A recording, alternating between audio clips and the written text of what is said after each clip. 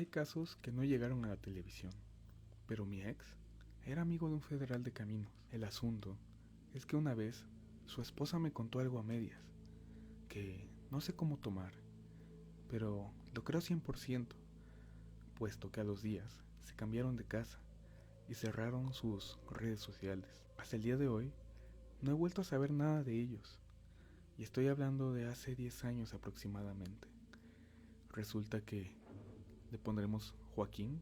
En un día de trabajo detuvo una camioneta que transportaba supuestamente detergente, pero el asunto es que iba tirando un líquido rojizo. Al parar la camioneta no le dio el aroma hasta que fuera como normalmente tienen esas camionetas que manejan jabón. Él refería que esas camionetas, desde que las paras, llega el aroma que pica la nariz. El asunto es que paró el carro porque llevaba uno de los focos de atrás roto. O sea, ni siquiera fue el líquido, sino la velocidad y la calavera. Pero comenzó a ver sospechoso al conductor. Fue cuando le pidió que abriera la parte de atrás. El asunto es que se bajó el chalán mientras trataba de llamar por teléfono desesperadamente.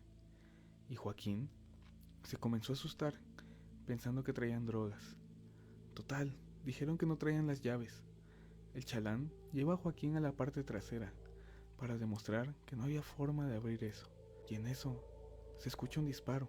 El conductor se había disparado en la cabeza y el otro chavo quiso correr, pero no se dio. Total, que cuando abrieron la camioneta llevaba puros cuerpos de niños abiertos, en canaleta, sin órganos ni ojos. Eso me lo contaron un jueves. Para el sábado ya no vivía en donde mismo y no supe qué sucedió después. Olvidé comentar que ellos se fueron porque el compañero de Joaquín, que ya tenía varios años trabajando, le dijo que eso es normal y que no tenía por qué haberlos parado, que ellos pagan para que los dejen pasar sin preguntar qué llevan adentro y que mejor desapareciera porque se metió en un lío. Yo vivía en Ecatepec, en una colonia que siempre ha sido peligrosa y siempre había casos de personas descuartizadas. Incluso una vez encontraron una cabeza de una persona partida en cuatro atrás de mi casa y ya llevaba como una semana. Nosotros ni siquiera nos habíamos dado cuenta. En ese tiempo, nuestra casa era de techo de lámina y pues la verdad ni nos dimos cuenta del olor. Hubo un caso muy sonado, no recuerdo si por Coacalco o San Cristóbal, de un niño que encontraron ya sin sus órganos y con dinero, aparentemente dentro de él. Esa nota nunca salió en las noticias y la gente se manifestó. Incluso cerraron la avenida, pero pues creo que ahí quedó. Y platicando con una señora, me platicó que su esposo era policía y que le decía que había muchos casos de esos, que ya lo que más traficaban era la piel. Y hubo un tiempo que la colonia se llenó de carteles de jóvenes desaparecidos. Es por esto que decidimos mudarnos. Desde que pasó lo del caso de María José, pues yo, la verdad, me quité de ahí. Me mudé a otro estado y pues también está gacho, pero pues sí está un poco más tranquilo. Como quiera, siempre me han dado con cuidado. Yo tuve mi propia experiencia en tiempos de pandemia. No soy mexicana, pero durante la pandemia vivía en el país. Lo que aconteció fue que hubo un temblor en Monterrey. Yo vivía en el sector de Cumbres y mientras veía el reportaje hubo una interrupción en la transmisión donde mostraban cómo estaban las instalaciones del IMSS, llena de desvividos por el COVID-19. Para mí fue muy perturbador. En Guadalajara había 2 trailers refrigerados que se la pasaban en periférico, dando vueltas. Estaban llenos de cadáveres, porque en la morgue ya no cabían. No se sabe si porque había exceso de muertos o porque no querían que cambiaran la estadística de personas desaparecidas a homicidios. Los descubrieron porque a uno se le jodió la refrigeración, abandonando el cajón en un predio donde empezó a apestar. Obviamente se llamó a la fiscalía y a la CEMEFO, donde descubrieron que ellos mismos eran los que circulaban esos trailers. Se hizo un muy grande problema. Los amonestaron para que pusieran en orden sus instalaciones. Después el asunto se olvidó y no se sabe si sigan con las mismas prácticas. Las 3 muertes de Marisela Escobedo es una historia que deja más que claro que la justicia no existe en México. Esta mujer fue asesinada por exigirle justicia a las autoridades de México, por el feminicidio de su hija Rubí, quien era una niña menor de edad. Rubí mantuvo una relación con un hombre, mucho mayor que ella, relación que Marisela no apoyaba, pero por circunstancias de la vida le tocó aceptar esta relación.